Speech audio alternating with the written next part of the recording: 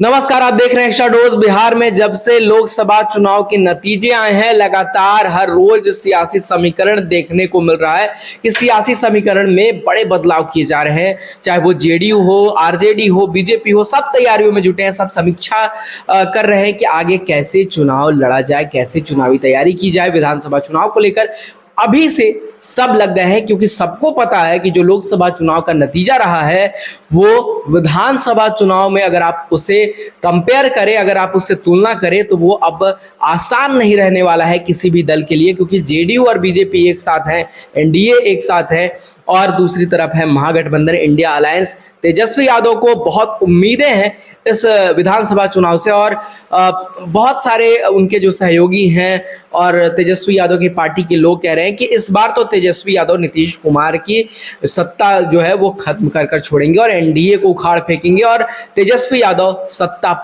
सत्ता के शिखर पर, बिहार के सत्ता के शिखर पर काबिज हो जाएंगे। लेकिन आपको एक महत्वपूर्ण बात मैं बता दूं कि जेडीयू के कार्यकारी अध्यक्ष बनाए गए हैं संजय झा, और संजय झा ने एक बहुत महत्वपूर्ण बात कही है कि बिहार में जो लोकसभा चुनाव के नतीजे रहे हैं उसके अनुसार 243 विधानसभा सीटों में से 177 विधानसभा सीटों में एनडीए का कब्जा है, यानी कि एनडीए उस पर लीड कर रही है, एनडीए की बढ़त है। यानी कि बढ़त किस सेंस में कह रहे हैं संजय झा कि हम वहां जीते हैं और विधानसभा चुनाव में भी वहां हम आगे रहेंगे, जीतेंगे। संजय झा ने कहा कि 2010 में जो नतीजे आए थे बिहार के कि एनडीए 206 नीतीश कुमार के नेतृत्व में सीटें मिली थी, उस आंकड़े को भी इस बार पार करने की उम्मीद लगाकर जेडीयू बैठी है, संजय झा बैठे हैं। तो संजय झा का कहना है, जेडीयू के कार्यकारी अध्यक्ष बनाए गए हैं, राष्ट्रीय अध्यक्ष, तो उनका यह कहना है कि इस बार नीतीश कुमार के नेतृत्व में एनडीए इतना उम्दा प्रदर्शन करेगा कि सारे रिकॉर्ड ध्वस्त हो जाएंगे। अब वो रिकॉर्ड क्या प्रधानमंत्री नरेंद्र मोदी के 400 वाले जो बयान थे, जो ख्वाब थे, वैसा होगा या फिर वाकई नीतीश कुमार कुछ कमाल कर पाएंगे, ये तो आपको विधानसभा चुनाव के नतीजों में ही दिख पाएगा। लेकिन हम आपको जो चीजें बता रहे हैं वो आप समझिए, उस पर आप गौर कीजिए। जो जेडीयू लोकसभा चुनाव के पहले तक, जिस जेडीयू को ऐसा माना जा रहा था कि इनमें अब दम नहीं बचा, इन्हें किसी बैसाखी की जरूरत है, चाहे वो तेजस्वी यादव के सहारे चले, चाहे वो बीजेपी के सहारे चले, चाहे वो किसी भी दल के सहारे चले। मुख्य जो दो दल हैं बिहार में जिनका वोट बैंक है, मतलब उनके पास सॉलिड वोट बैंक है, वो कहीं नहीं जा सकता, वो कहीं नहीं खिसकता। जो इतिहास रहा है बिहार की राजनीति का, उसमें आरजेडी और बीजेपी ऐसी पार्टी हैं जिनका कोर वोटर है। अब तो जेडीयू के भी कोर वोटर है, लेकिन आप लंबे इतिहास की अगर बिहार की राजनीति की बात करेंगे तो जेडीयू और माफ करिए, बीजेपी और आरजेडी दो ऐसी पार्टियां हैं जिनके पास सॉलिड वोट बैंक है, और ये पार्टियां ही बिहार की राजनीतिक भविष्य को तय करती हैं। नीतीश कुमार इस इन्हीं दो पार्टियों के सहारे आगे बढ़ते रहते हैं। कभी वो जेडीयू, नीतीश कुमार की पार्टी जेडीयू कभी बीजेपी के साथ गठबंधन कर लेती है, तो कभी आरजेडी के पाले में खेलती है, कभी महागठबंधन, तो कभी एनडीए के नाव पर नीतीश कुमार सवार होकर अपनी जो सीएम की कुर्सी है वो बचाए रखते हैं। तो नीतीश कुमार पर अब लोगों का भरोसा कितना बढ़ा है लोकसभा चुनाव के बाद, ये भी जानना जरूरी हो जाता है। क्योंकि देखिए, नीतीश कुमार लोकसभा चुनाव के जो नतीजे आए उसमें आपको ये चीजें दिख रही होंगी कि उसमें नीतीश कुमार का एक वर्चस्व वाला स्वभाव उसमें दिख कर सामने आया है। क्योंकि नीतीश कुमार ने 16 सीटों पर चुनाव लड़ा था बिहार में, 16 पर ही बीजेपी ने भी चुनाव लड़ी थी। नीतीश कुमार उस वक्त भी कहीं से अपने आप को कम में लाने को तैयार नहीं थे। बीजेपी चाहती थी कि अगर 17 सीटों पर भी बीजेपी चुनाव लड़ती और 15 सीटों पर नीतीश कुमार चुनाव लड़ते तो बीजेपी बड़ी पार्टी की भूमिका में आ जाती। लेकिन बीजेपी को भी अंदाजा था कि जमीन जो है खिसक सकती है उनके पैर के नीचे से, तो बीजेपी ने भी नीतीश कुमार को तवज्जो दिया और 16 सीटों पर लड़ाई हुई, और 16 जो सीटें हैं नीतीश कुमार की, उसमें से उन्होंने 12 सीटें जीती हैं। 4 सीटें क्यों गड़बड़ हुई ये हम आपको बताएंगे, और 4 सीटें गड़बड़ होने में क्या प्रधानमंत्री नरेंद्र मोदी के कुछ बयान हैं जिनके कारण नीतीश कुमार के कुछ वोट कटे हैं, इसको लेकर भी हम चर्चा करेंगे कि आखिर वो कौन सी सीटें हैं और आखिर नीतीश कुमार को क्या प्रधानमंत्री नरेंद्र मोदी के कुछ बयानों से प्रधानमंत्री के कुछ बयानों से नीतीश कुमार और जेडीयू को घाटा हुआ है? क्या एनडीए के जो अन्य अलायंस दूसरे स्टेट में है, दूसरे राज्यों में है, क्या उन्हें भी घाटा हुआ है? तो हम इस सब पर चर्चा करेंगे, लेकिन फिलहाल नीतीश कुमार पर हम फोकस कर लेते हैं कि नीतीश कुमार की जो बात अगर बिहार में आप करें तो वो मजबूत हो गए हैं लोकसभा चुनाव के नतीजों के बाद, क्योंकि नीतीश कुमार किंग मेकर की भूमिका में आ गए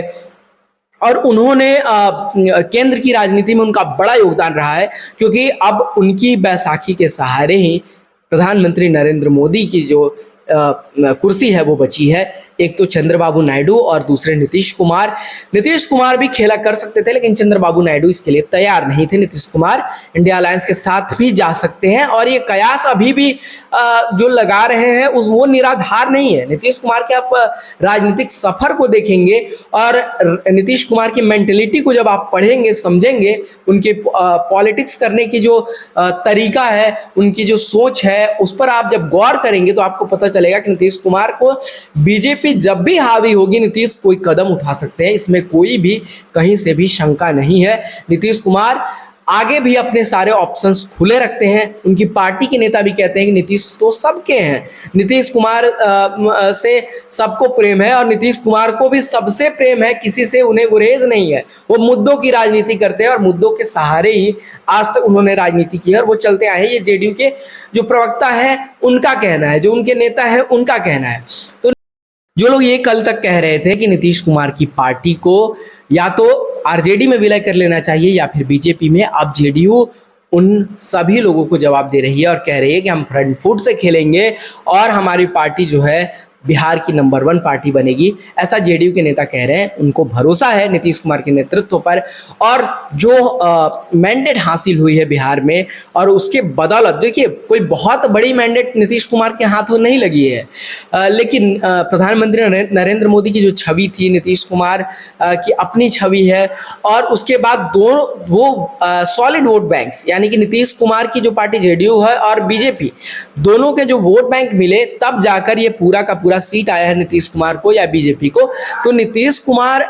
बहुत बड़े खिलाड़ी इसमें उभर कर नहीं आए, लेकिन जो उनका रोल है सरकार बनाने में वो बहुत महत्वपूर्ण है और वो बहुत बड़ा रोल है कि वो किंग मेकर हो गए। 12 सीटों के साथ ही वो किंग मेकर हो गए। तो ये जो 12 सीटें नीतीश कुमार की है वो इस सिचुएशन में इस तरीके से फिट बैठ रही है कि नीतीश कुमार को इसने बहुत बड़ा बना दिया है। और देखिए राजनीति परसेप्शन का खेल है और जो परसेप्शन बनता है वही दिखता है, जो माहौल बनता है वही जनता के बीच दिखता है। जनता उसी के हिसाब से राजनीति का चुनाव करती है, राजनेताओं का चुनाव करती है। और जो लोग ये कहते हैं कि भारत में पढ़े लिखे लोगों को आप वोट दीजिए, जात पात पर वोट मत दीजिए, धर्म के आधार पर वोट मत दीजिए, वो लोग वोटिंग करते समय शायद ये सब चीज़ें भूल जाते हैं और इसी का फायदा राजनीतिक दल भी उठाते हैं और इसी के सहारे वो राजनीतिक सफर अपना तय करते हुए आगे बढ़ रहे हैं। और शायद जब तक भारत के लोग सचेत नहीं होंगे, अपने